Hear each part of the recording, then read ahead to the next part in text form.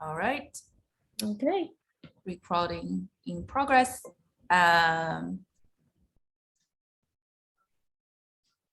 So is that, will you send out the recording? Yes. I can share with, so I believe I have your email. If I don't, Good you can morning. email me. You'll see on the left-hand side, I was drawing it. Sorry. I think there's some echo over here. If you can mute yourself, that'll be great. So I'm just going to mute people.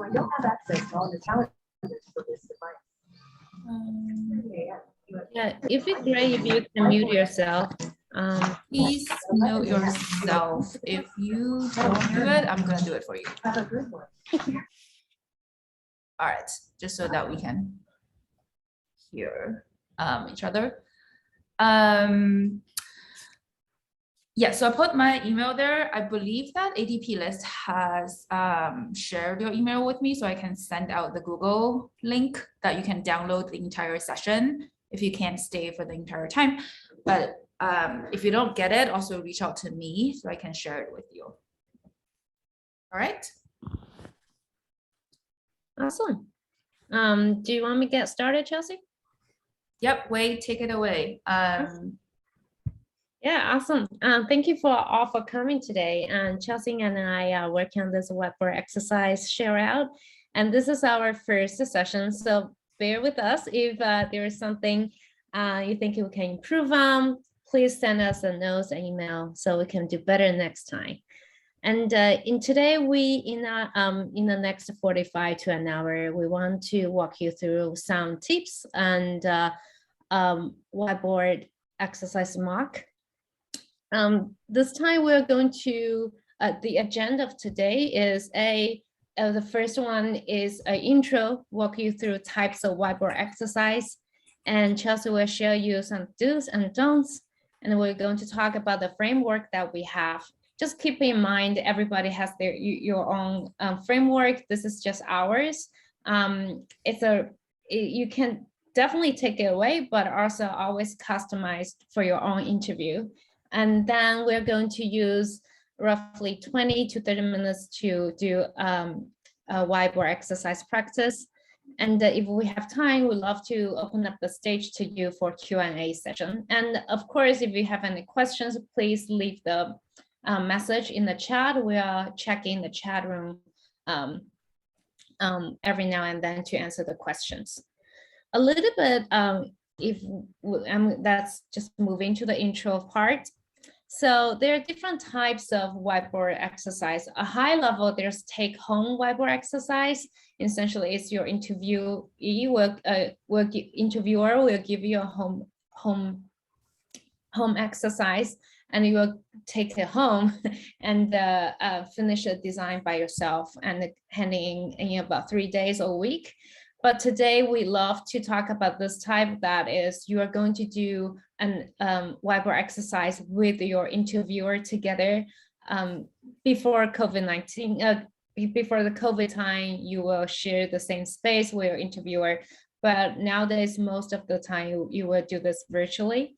And the time is usually from 45 minutes to an hour.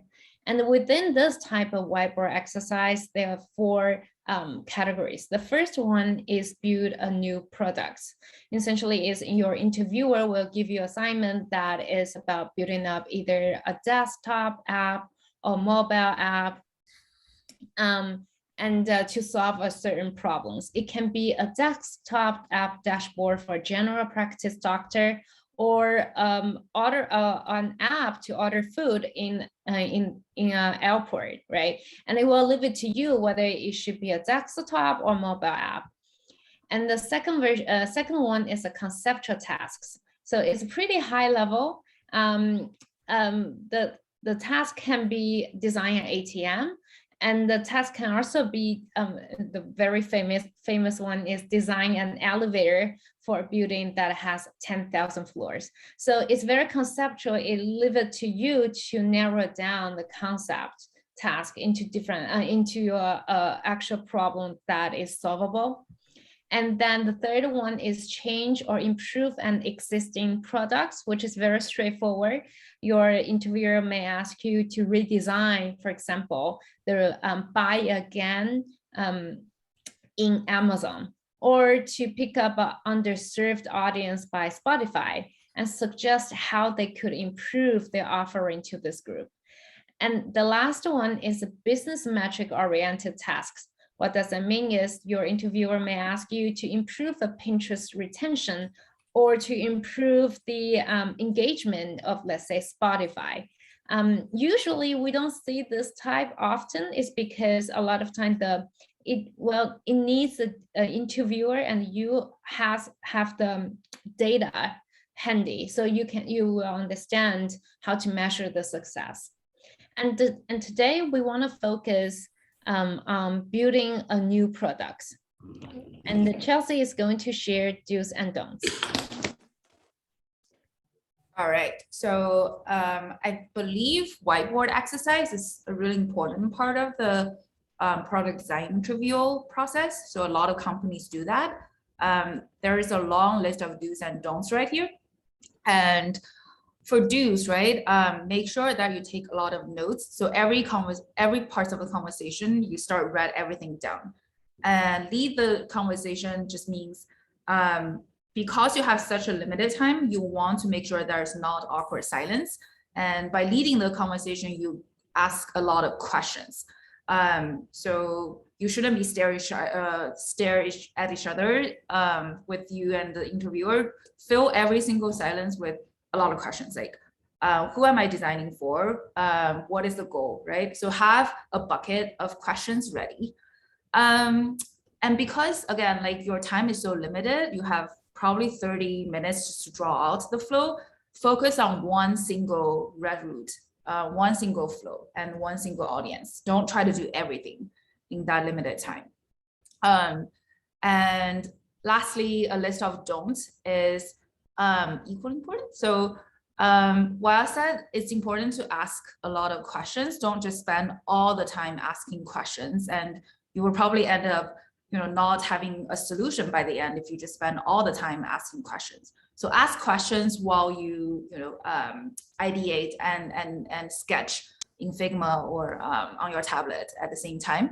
And don't lose track of time. So time easily collapse. You just have 30 minutes to 40 minutes to really work through the problem. Keep track of the time. If you feel like you get stuck, don't dwell on that step. Kind of quickly have a mind check with yourself and start asking questions so that you keep generating more ideas. The key is generate a lot of ideas and get a flow down within that time limit. And then, yeah, I think the last few points are pretty similar. Don't just wait for interviewer for instructions. Actively ask a lot of questions. And the last thing is really important. Make things readable. So I'm not the best hand sketcher. I realized that if I draw things on a sketchbook and try to show it in my camera to the interviewer, it's really hard to read. So I tend to just use Figma and quickly draw boxes and circles and type things down instead of using my sketchbook. Next slide, if we can move on.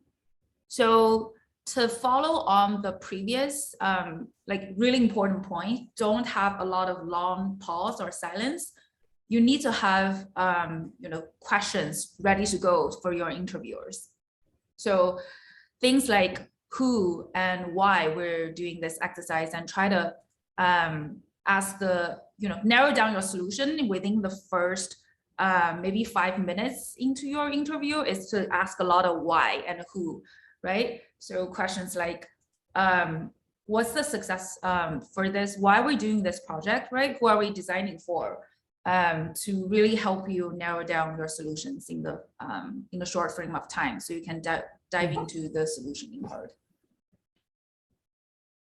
Yeah, and when you understand the problem better, you can start to have some ideas And always, you know, work with your interviewer because they are your partners, right? You guys will ideate together.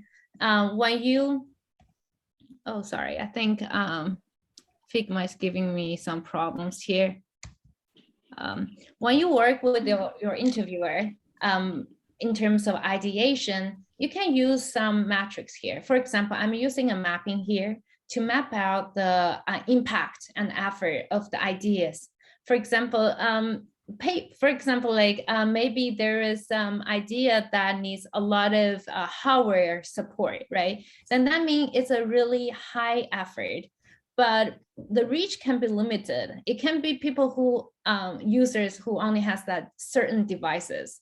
Then the impact can be low, but the effort is really high. Versus maybe it's a phone app. It just develop a software. Then maybe the effort is lower, but the impact is a lot higher than a certain hardware design. So this is just a one way to give your interviewer an idea why you choose a certain idea to continue instead of exploring the other ideas. And then after you prioritize and choose an idea, it's time for you to spend the time to solve the problem, which including you can talk through your user journey, right? And by the user journey, you can pick up one flow to really focus on. Again, at this point, you should letting your interviewer know why you select that certain flow. And then in that flow, you can also think about pain points that you have. And of course, you always need some time to thinking about either ideas or problems that you want to tackle. You can tell your interviewer, hey, can you give me a few seconds to compose the ideas and share with you? Usually your interviewer will say yes. And then after ideas and finding out the right journey that you want to solve and sketch out everything, always remember to reserve 3 to 5 minutes to talk back, to sharing with your interviewer what you just did. For example, you can say, okay, this is what we agreed on. This is a user, this is a persona that we want to focus on. And because of the persona and the problem statement, this is a user journey that we want to explore. And those are the ideas. And hence, this is a sketches that we had. And in order to measure, you can also talk a little bit how to measure the success, right? You can say we can measure the numbers of the logging up from a new user, for example, like a business user, etc. So reserve some time at the end of your whiteboard exercise to talk about, to draw a conclusion and to talk about how to measure the success. And this is in general the framework that will give you. You may feel like, how this presentation is really short. That's because we really want to spend more time to really do the practice rather than talking through slides. That's the purpose of this sharing. So I think if you are ready, Chelsea and I are ready to start a lifetime whiteboard exercise. Yep. So in the next session, right, we and I will actually do a mock whiteboard session. It's more of a succinct version, so we're not going to spend the next an hour do it. So just to show you some of the do's and don'ts and like how do you quickly arrive at a solution in a short amount of time. So Aaron said, so useful to see whiteboarding session action. Yes. Yeah. So when you guys watch us, right, there are almost 60 of you, right? There's a lot of people watching. Definitely pay attention and write down your thoughts, comments, or questions, right? Like, why do we did certain things or certain things that we did that caught your attention in the chat, so you can go through them at the end. All right. Yeah, and another thing is we are not the best person in this world to do whiteboard exercise. So I probably will make a lot of mistakes. So also call out what are the things what are the things I did wrong, call out in the chat room so we can learn from each other.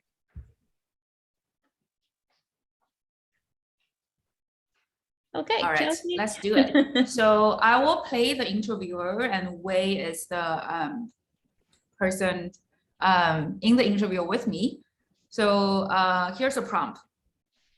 Say, let's design a solution.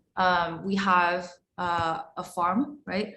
So there are 100 plots on this farmland, and we need to make sure that at the end of the year, so the farmland reaps once a year, right? We have the biggest quantity of successful crops at the end of the year.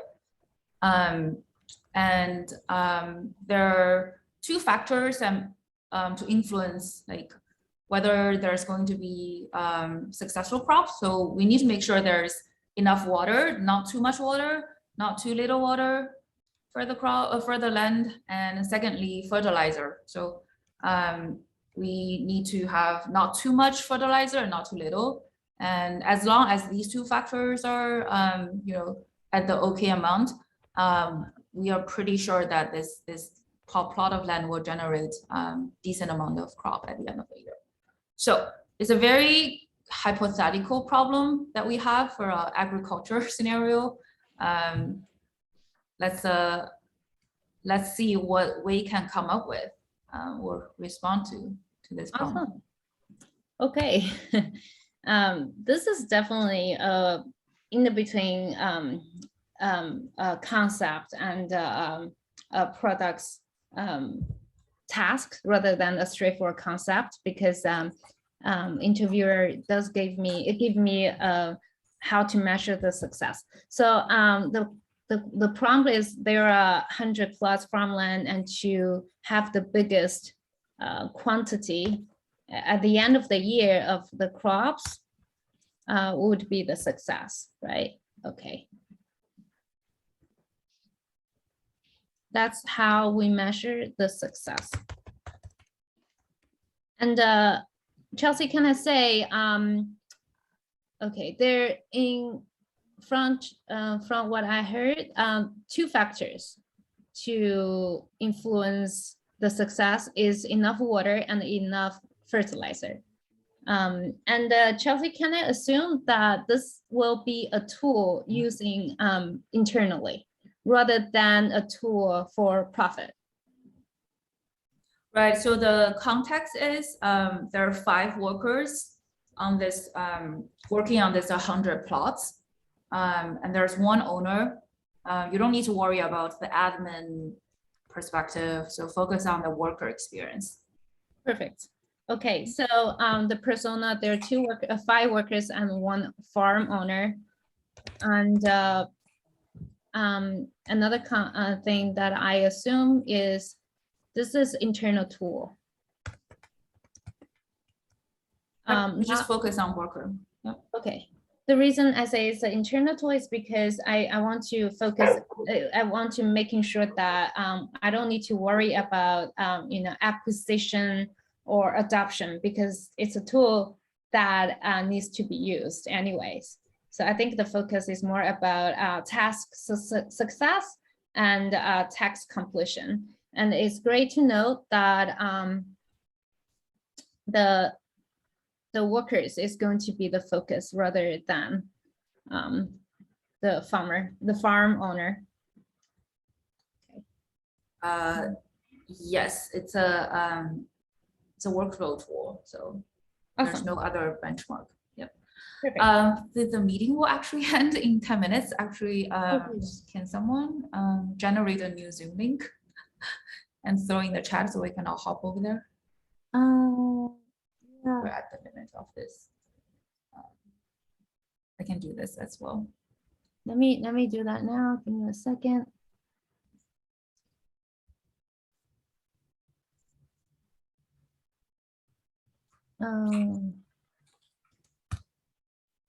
Okay.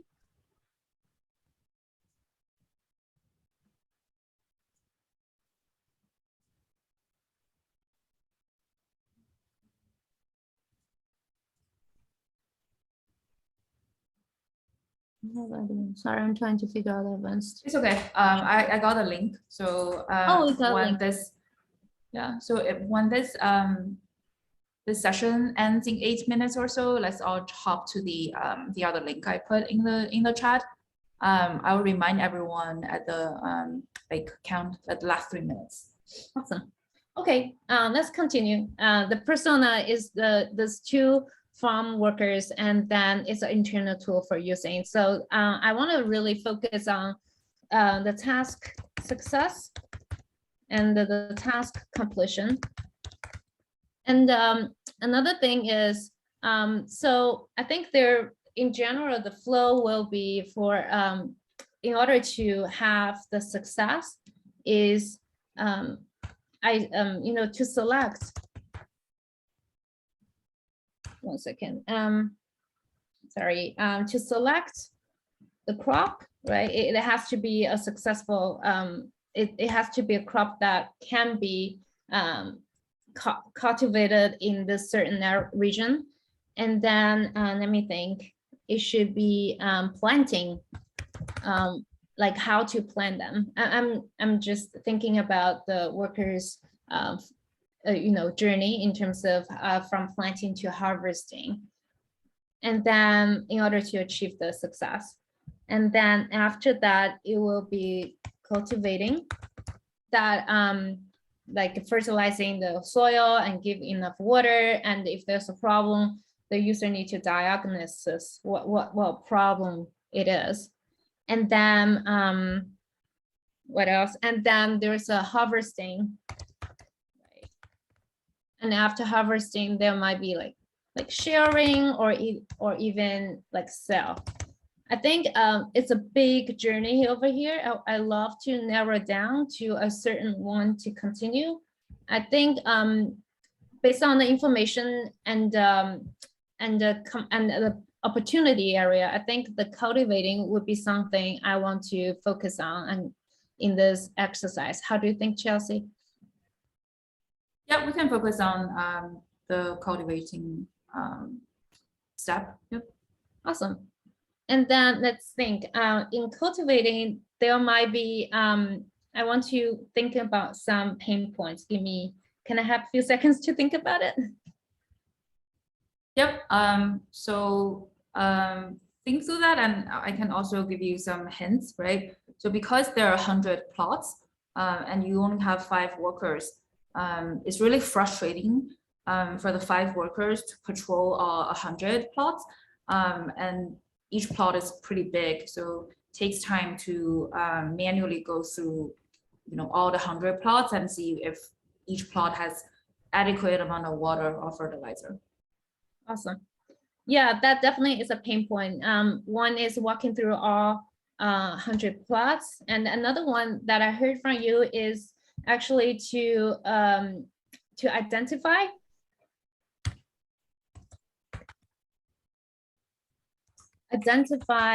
which field needs the most attention.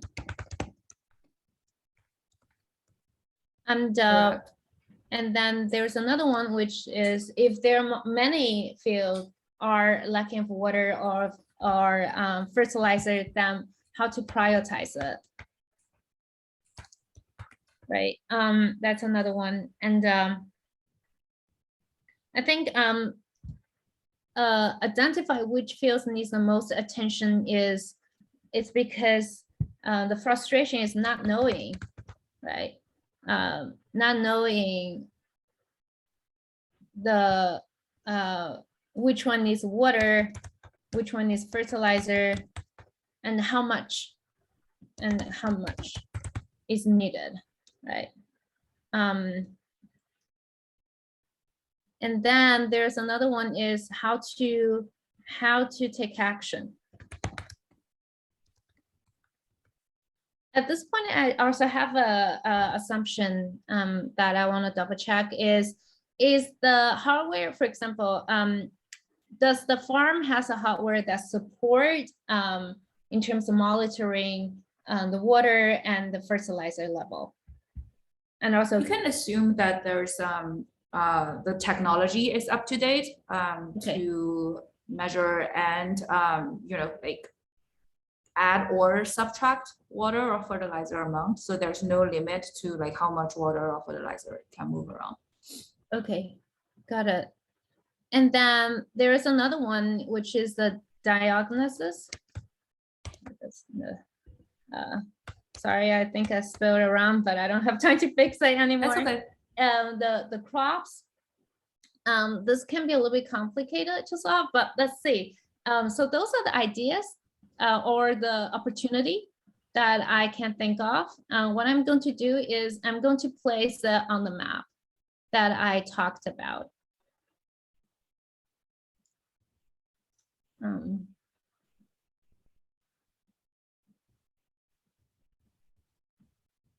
Because those also comes with ideas.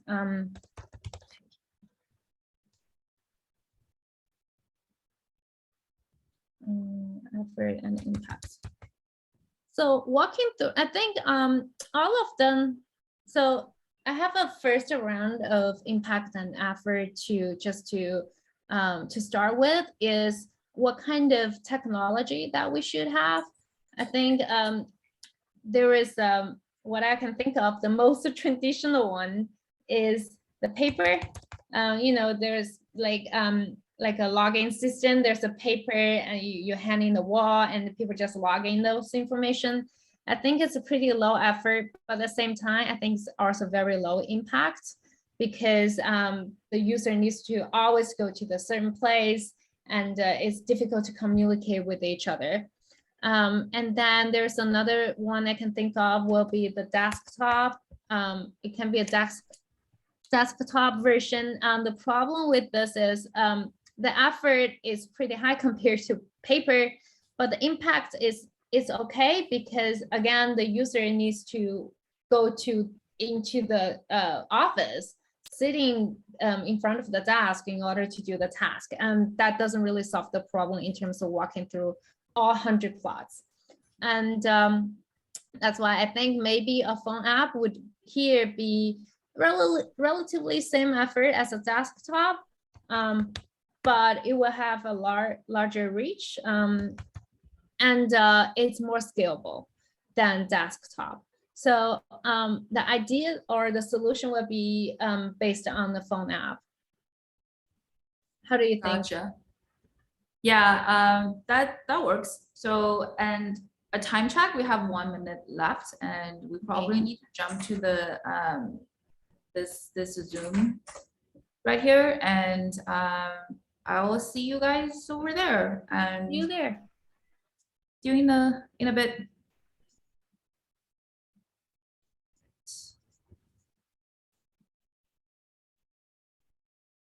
In the chat room, maybe Chelsea, we can go back to them after this exercise. We can leave. Yeah, I'm keeping track of the questions. So I think one request is making the text bigger. So maybe we can zoom in a little bit. Yeah, that'll be great. All right. And then where was I? Oh, in terms of devices, I was comparing technology-wise, what are the things, what is the device that should be used? So phone app is something, this is one of the, it's a technology I love to use. And I think it's in your whiteboard exercise, you can always go back to either to ask to confirm the assumption or to ask the question that you didn't ask before. That's totally fine. For example, here, I'm going back to the persona to ask Chelsea, can I assume the persona, the 5 workers are familiar with you know, modern technology like phone maps? Yeah, that's always a good question to check. I would say, you know, it's US based and assume that most workers use smartphone and probably iPhone. Awesome. Okay, and then after that, I'm going to think about ideas in terms of walking, in terms of those design opportunity, and then place it on the map.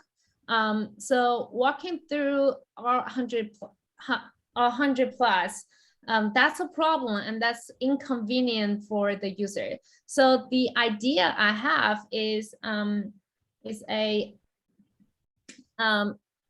I think one thing is the system, in a way, the system can report the each plot's let's say a circumstance or a level of water and fertilizer to the user, right? That's one thing. I'm going to list it here. I think another thing, so this is when the user is not on the farm. Another situation we should think of is when the user is actually on the farm. He needs to know where he is. I think this is where we can use the GPS system over here. So whenever the user wants to want to check, because the field can be really large, he can get lost. I think maybe the GPS system can track which field he is actually on and do something when he's there. Or when he walked by a certain field, the system can give up some notification if there's something wrong with the farm, with the field he's currently is at. That's a thing. Identify which field needs the most attention. I think this works well with the first one. Is the system can report each plot's level of water and the fertilizer to the user. And I think another way is using some visual cues. Using sorting, I think, like sorting by severity. So the user will know which farm to focus on, right? And I think another idea that I think I can think of using visual cues, because a lot of time user doesn't like to read. I think visual is the best and the fastest way to understand the situation. So using, it can be color code to indicate the severity, and not knowing water and not knowing water and the fertilizer, how much, the opportunity is how much to give. We can just assume that the sensor in the field can add or subtract water and fertilizer to the amount that's adequate. Awesome. Okay. Thank you for that. I think in the system, in the phone app, there's maybe there's some mechanism that the user can control. There's a max, minimum, and the max, that the user can use to give water and the fertilizer. Yeah, and also there's a way to indicate the dangerous level. So far, is there any question that you have, Chelsea, that I can explain a little bit more? I think I got your you identified the pain points and you're working out some solutions based on the pain points that we talked through. So yeah, that was good. Awesome. I think prioritize is actually it's the same, goes along with identify which fields needs the most attention. So it will share the same ideas. And how to take action. Well, this can be solved by what Chelsea just told me, by the hardware itself. So here I'm going to say it's kind of lower priority compared to the others. And the diagnosis, I think this is pretty important, but it will need, it needs more effort. What do I mean is, you will need third party to be involved. For example, if the problem is not water and it's not fertilizer, then the worker needs to communicate with either the farm owner or the scientist to get third party support. And another thing is to, it involved more technology. So I'm going to leave, so for the sake of this exercise, I'm going to focus on the first three instead of the last two. And you know what, when I'm talking about this, I thought about a third idea. One, I think there are different ways to identify the problem. One way is the system can automatically pop, giving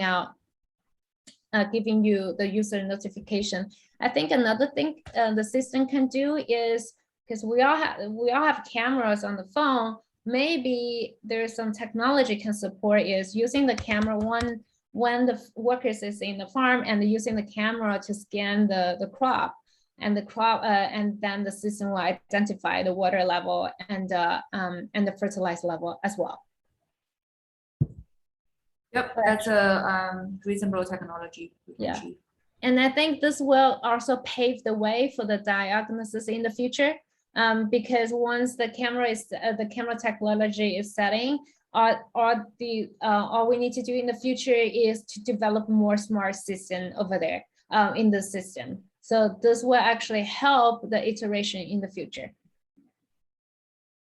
And those are the ideas that I have. I love to spend a little bit more time because we only have 22 minutes left, and I love to leave 15 minutes for Q&A and feedbacks. So I'm going to spend a little bit more time to sketch. How do you think? Yep, let's start sketching. Okay, cool. Okay, so good to know that it is going to be this is actually the first time doing lifetime sketching, so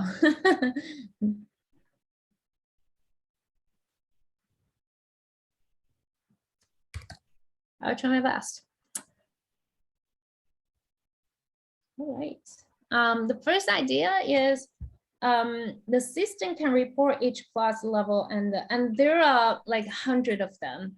So I think a lot of time, if the worker just need to know what are the farms that need the most attention, I think it's okay to list out the farm, like each square is a farm.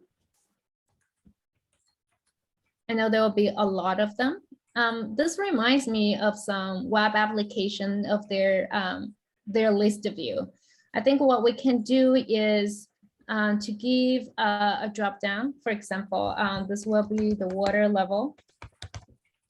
And in this drop down, the user can choose either water level or fertilizer level. Okay. For example, like in this case, it's a water level, and we can use, like I mentioned, we can use sorting and visual cues. For example, like severity, we can use, let's say, like the red to indicate those are the fields that has a problem, and we can use different shades. I'm thinking different shades of red to indicate the severity of it. So the lighter and the less of the severity. Okay. But at the same time, I'm thinking this is just the water level, and it should be also the user can switch to fertilizer level. How do you switch to fertilizer from water? How do I switch? Mm-hmm. I'm thinking it should be a drop down, right?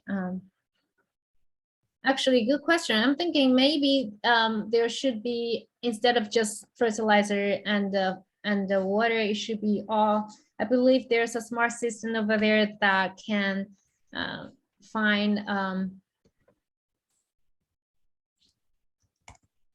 a way to, in terms of to put both water and the fertilizer into consideration than just one of them. And the default should be, I'm thinking, is the all, and then the user can switch between 3 of them by the drop down. Okay. And because again, it's a mobile experience, so the drop down should have been this small. It should be more easier to use and to select because it's a mobile experience.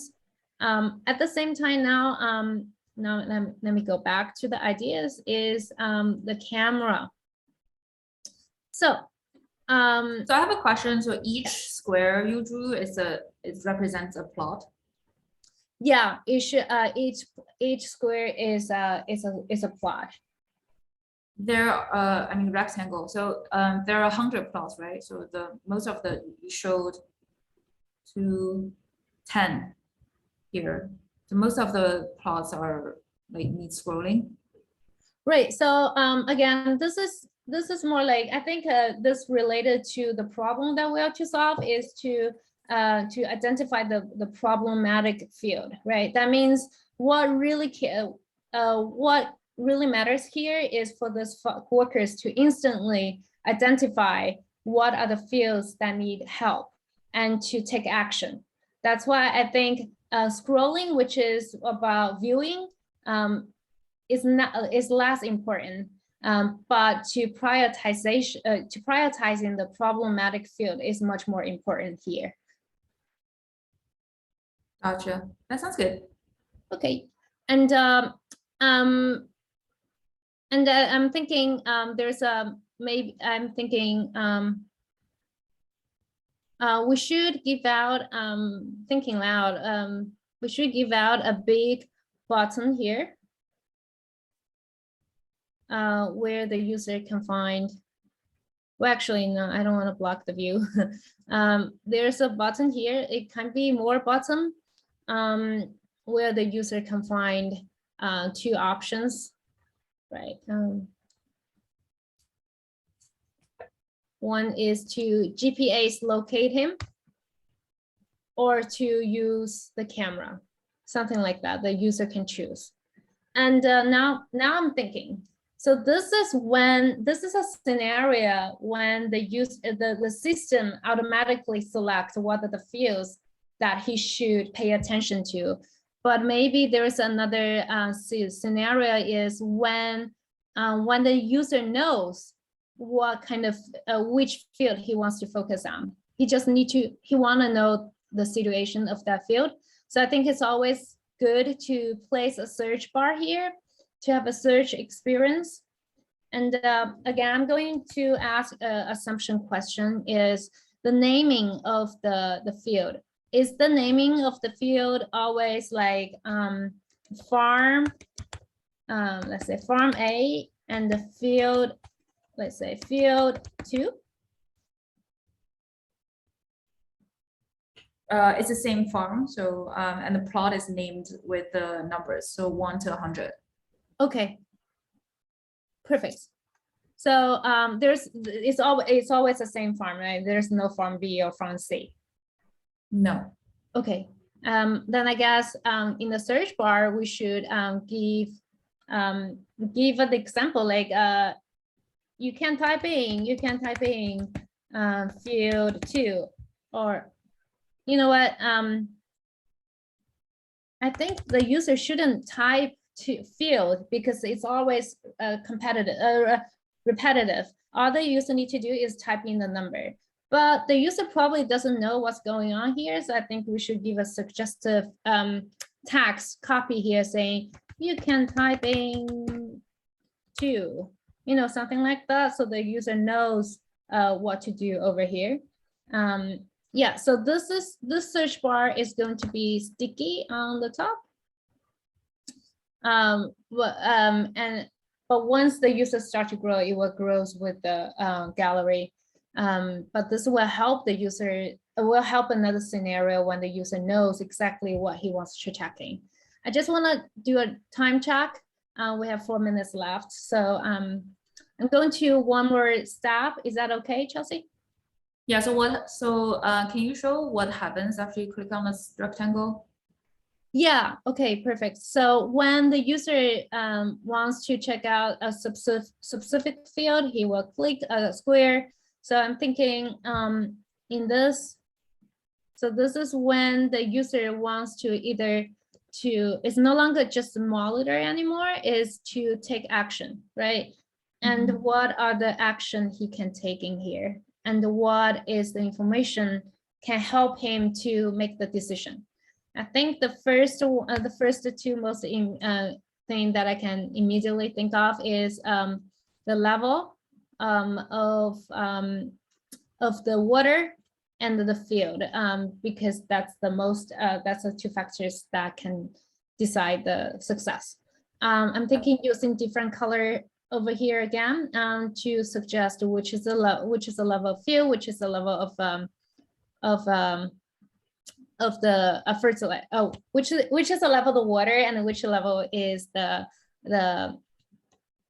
fertilizer, and always using a title over here.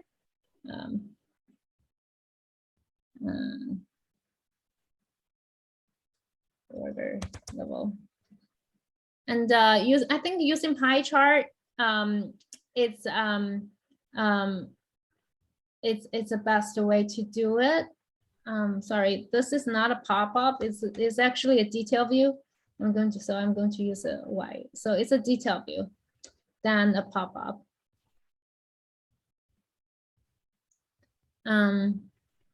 And then if it's a pie chart,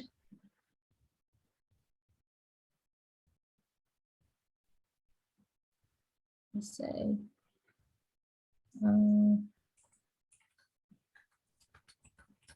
sorry, give me a second over here.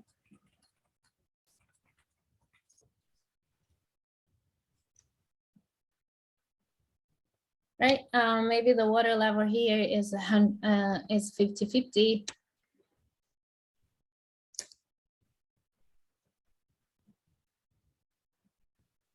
And the fertilizer is perfect. And now he has the information, and he needs to make a decision. So I think we should provide two actionable button here. One is water, where he can do something of the water level. Another one is a fertilizer. I'm also thinking maybe there'll be another maybe not something here where the user can connect with his coworkers, right? It can be a messaging so he can communicate. Sorry for the scrappy UI, but you get the idea. I get it. Yep.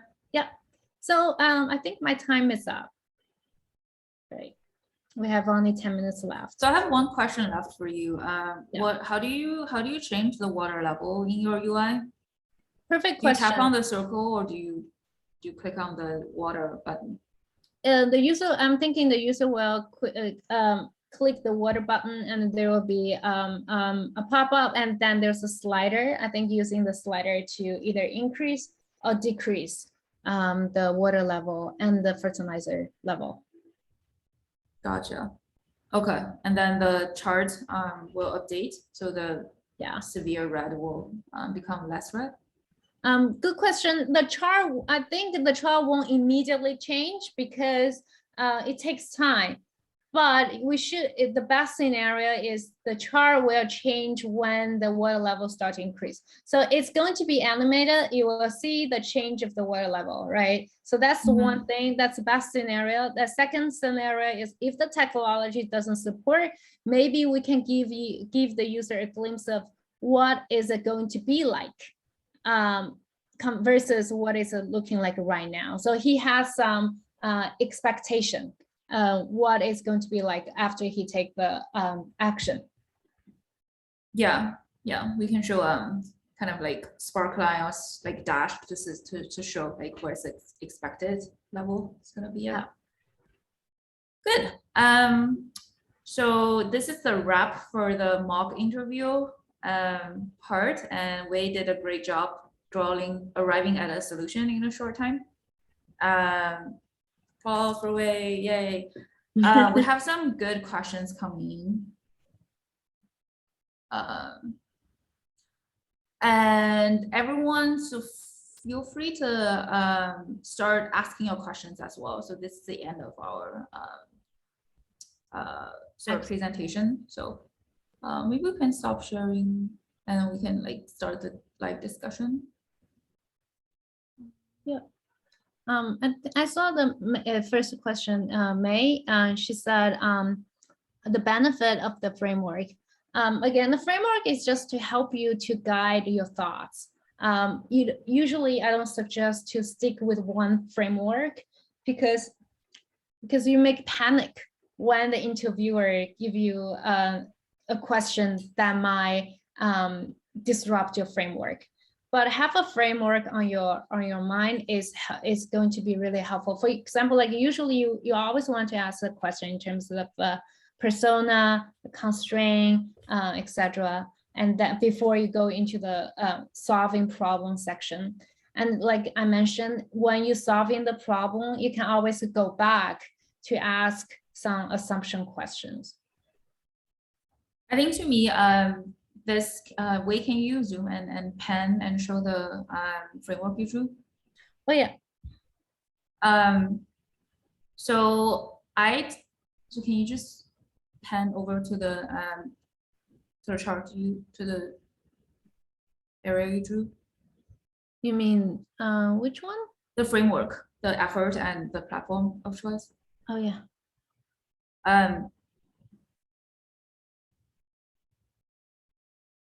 Do you mean this one? The screen is not moving. Oh. How about now? Yeah. So this is just I think in this exercise, we use this framework to convince me, the interviewer, that she's going to choose the iPhone app used by the worker. And I typically don't really draw this. I just talk through it, and I dive right into the UI part. But this is a good way to show that you have solid, like you have a couple of framework in your toolkit to convince stakeholders. Does that make sense?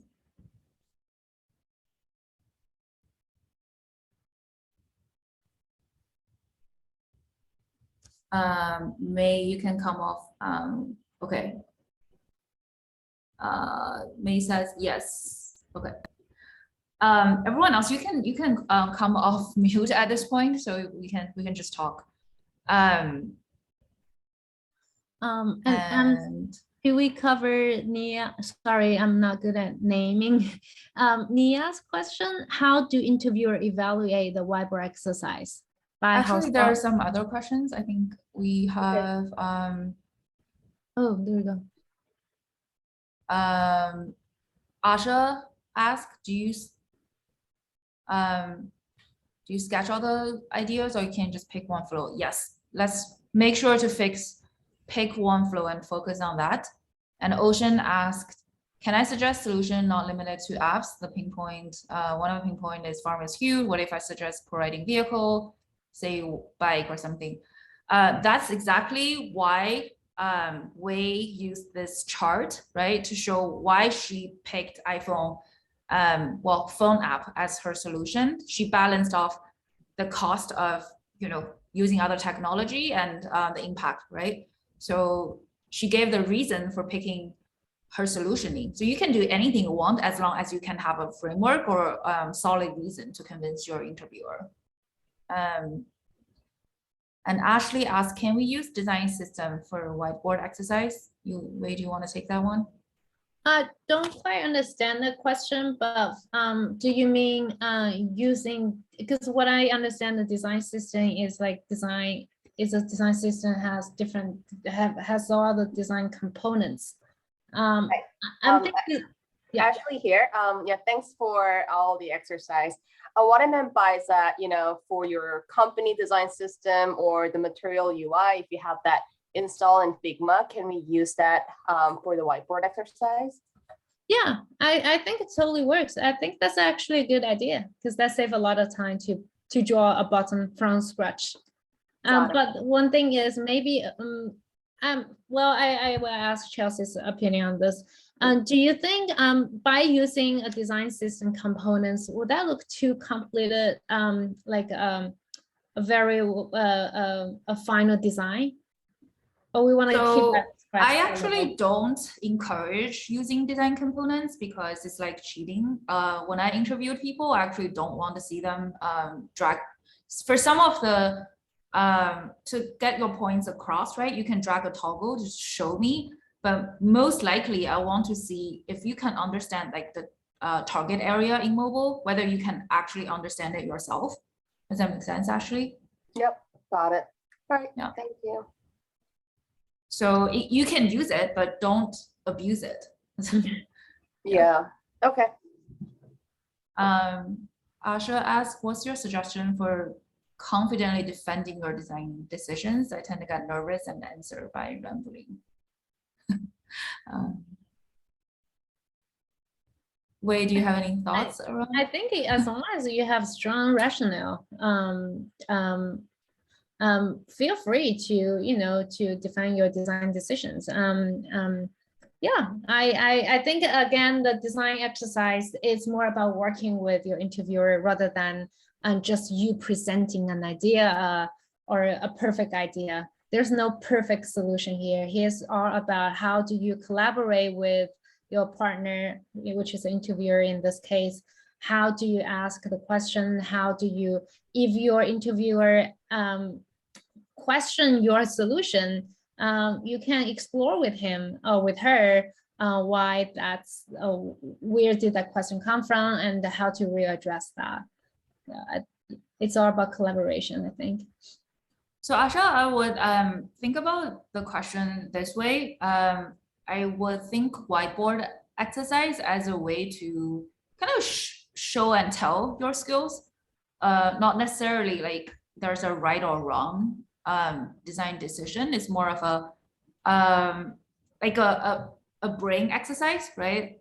So this screen we're seeing here is one way you show off your you have framework, right? And you can talk through it.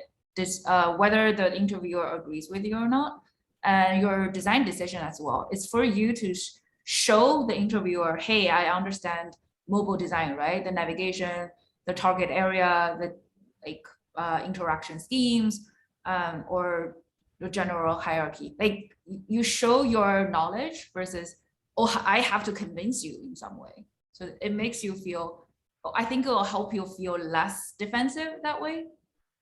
Does that make sense? So that you're not trying to like win over sort of an argument in this exercise. Yes, thank you so much, you guys. Thank you. All right, and next question from me, is it really necessary to draw wireframes, or I can just map user flow journey map end to end?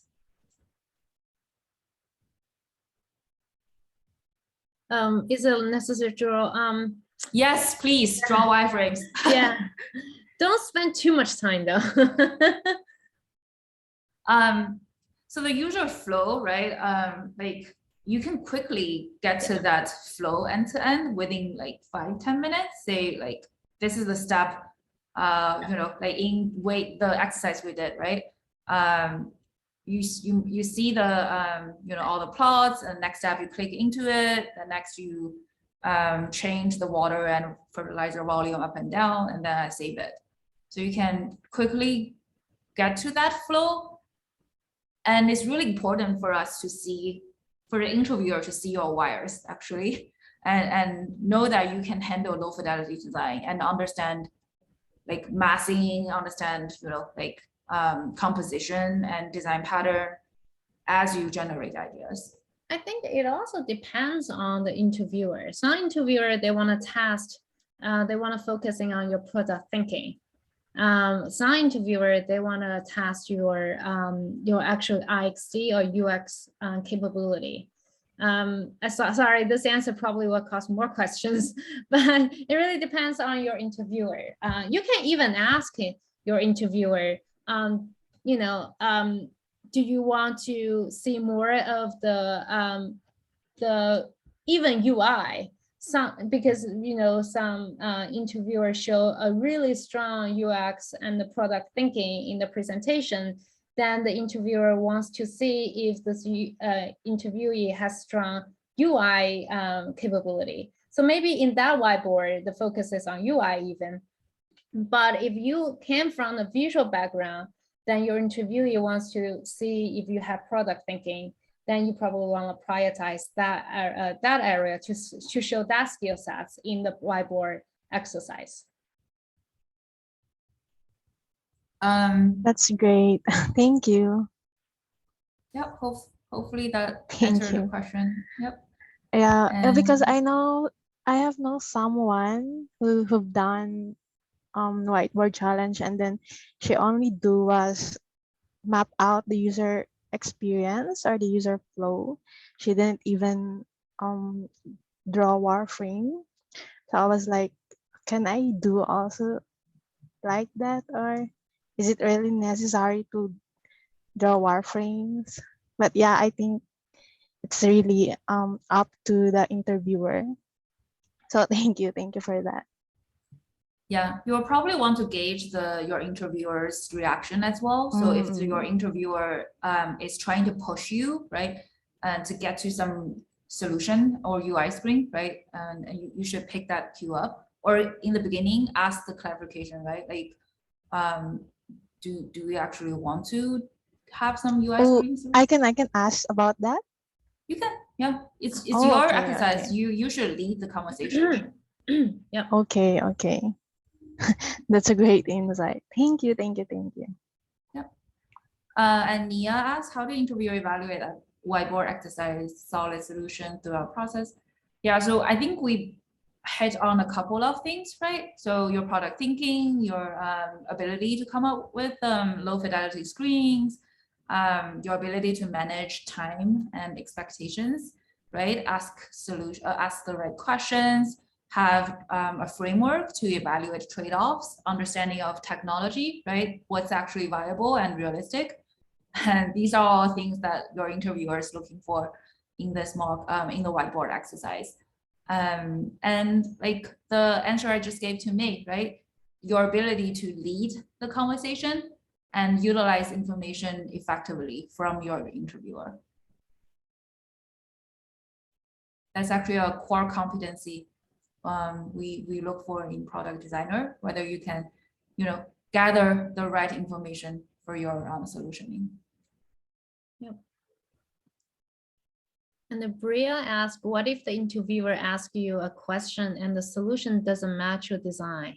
Should you redesign your screen or just continue with the design? Is it okay to start creating another solution? I think it's totally fine if you, when you explore your ideas and you find out the idea doesn't, either doesn't align with the assumption or doesn't align, like I meant, like how did I do my exercise? When I got into a point, I feel in this solution, I need some, confirmation from Chelsea in terms of whether if the workers has phone, they're familiar with the phone technology, and Chelsea is there to tell me yes they do. Then I can continue the exploration. If the answer is the opposite, then I will go back and to rethink about it. So I think it's fine to go back and to rethink about your solution, and but manage your time, right? So watch how much time you spend on one solution. If it's already past 20 minutes and you're halfway there, maybe like don't start from scratch. So you always want to manage your time, and that's why we emphasize on clarify the problem as early as possible.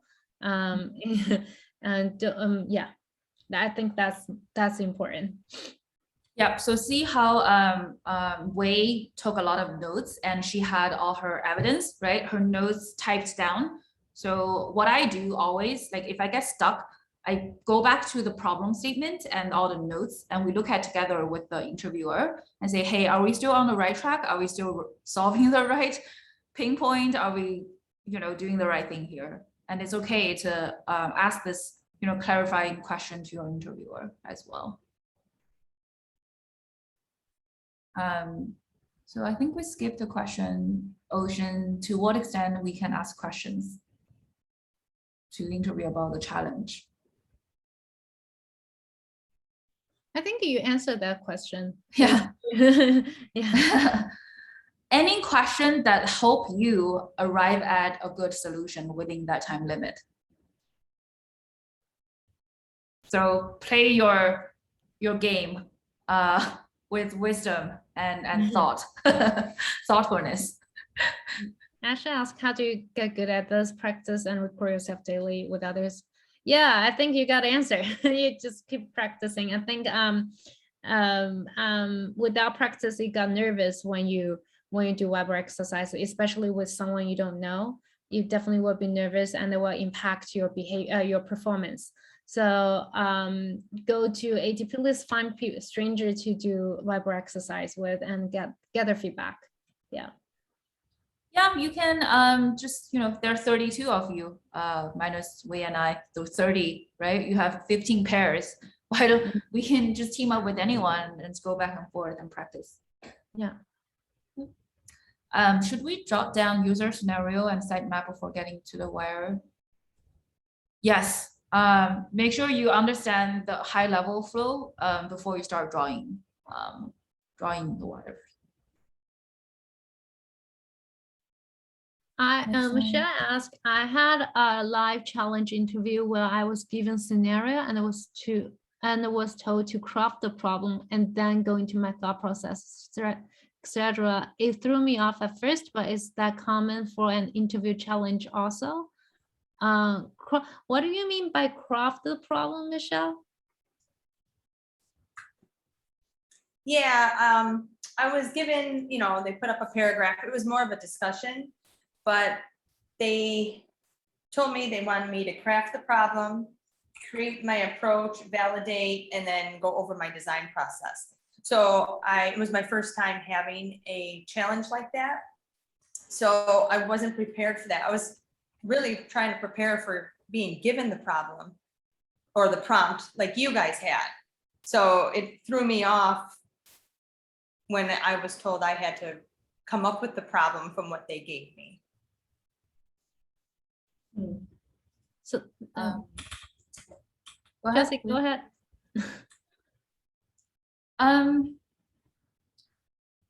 So for one, we have less than a minute. Why don't we jump to the new Zoom and we can talk through that over in the new Zoom link. There are very few minutes left on this Zoom, so let's all go over there. Sorry. See you guys there.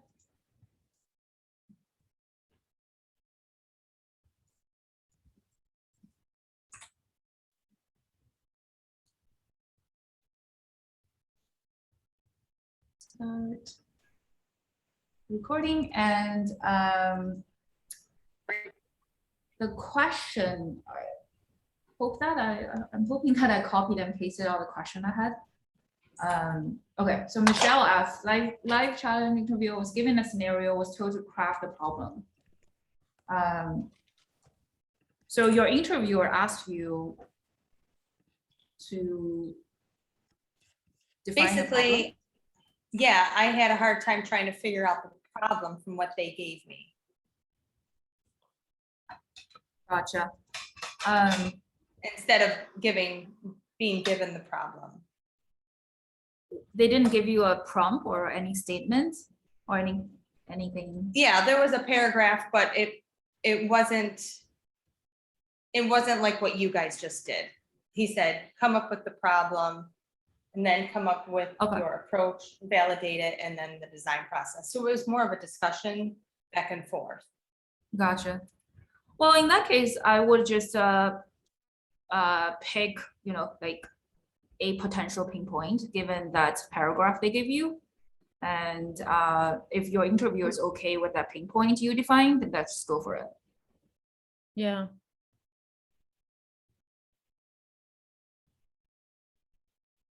Okay, thanks. All right. Ria has it. I got you.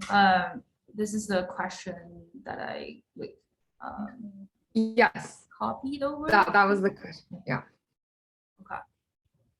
Do you want to share with us? Yeah, I can just say it out loud. Yeah. Yeah, so I have like an upcoming whiteboard challenge and there's going to be 3 interviewers in the meeting. And I'm not sure, like, are you supposed to give them roles or like, are they all there to, to ask questions to? Like, should you say like, hey, one of you should be the user, or one of you guys should be like act as like a designer, or like how do you engage with all three of them? And do you just ask them all questions? Yeah. Yeah, I had that experience, but I only had 2 instead of 3. I asked them, what are the role you are going to play? They usually will tell you that I am going to be the PM, she is going to be the engineer, and he's going to be the customer. And it's also a way to testing you, will ask the question to the right person. Yeah. Okay, so you just ask them like, what are your roles? You don't like assign them or anything. Okay. Right. Okay, cool. You can also email the before your interview, right? Email to the coordinator and just get clarification. Like, are they supposed to be 3 different roles, or that helps me prepare? You can email them and ask. Okay. Yeah, I think emailing them ahead of time is a great idea, so they also can be prepared. Because sometimes maybe they don't know even when they're part of the interview panel. So letting them prepare ahead of time is a great idea. Okay, great, thank you. It could be some people are just shadowing. Like we have like people who are just shadowing, observing as well. Okay. So yeah, just you can email them and ask hey, like why are they 3 people? Okay, so that's not like normal for there to be 3 people, like usually just one other person. Most it likely depends. we have one, Mhm. but if there's Yeah. 3, that you can always ask, right? It's totally Okay. okay to ask. Cool, thank you. This is Jessica's question. If we find someone to practice with, then how do we answer the question throughout the exercise? And do we just decide the answer on the fly?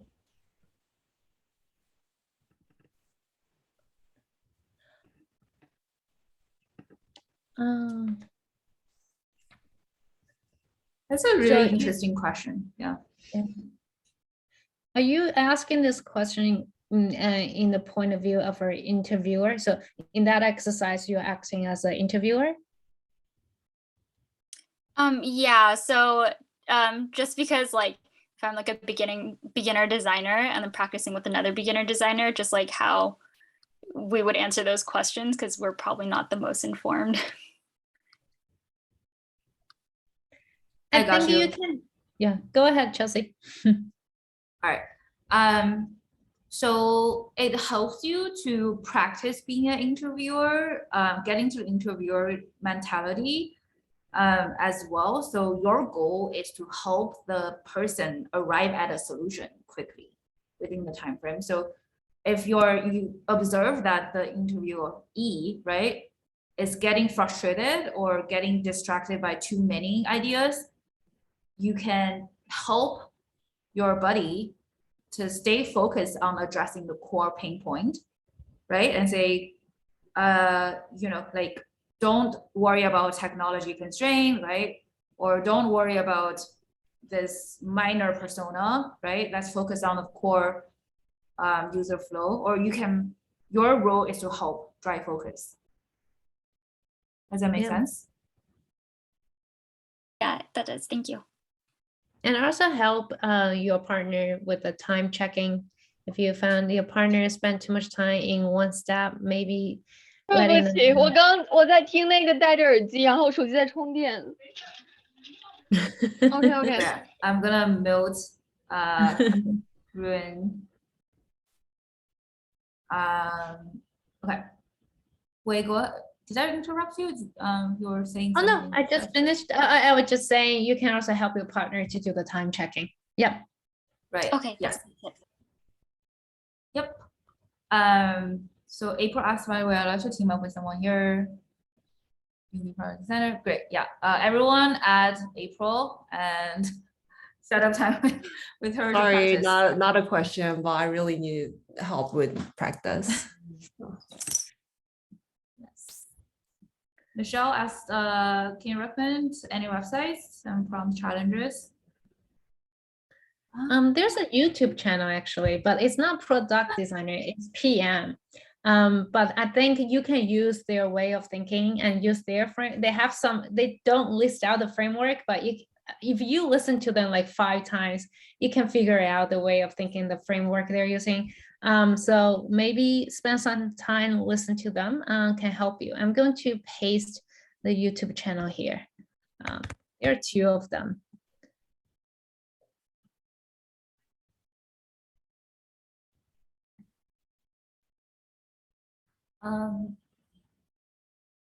So go ahead.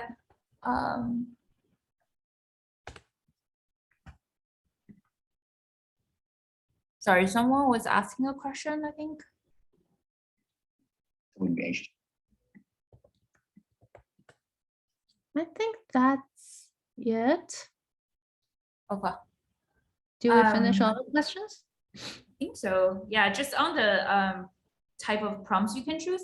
One suggestion is look for like think about the prompts that Wei and I use.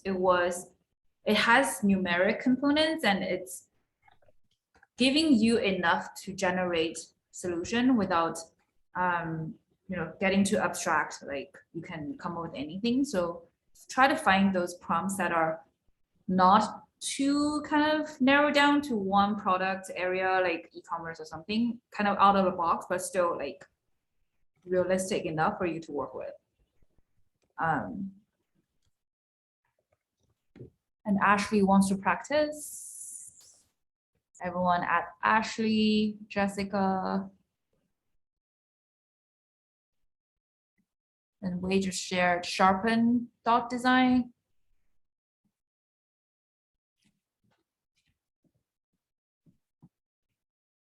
Oh, typo. You can find interesting prompts, not promos. Excuse me.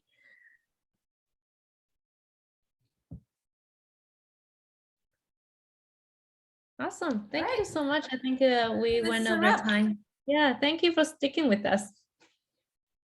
You can always reach out to Wei and me and share feedback to the format of our session or ask more questions.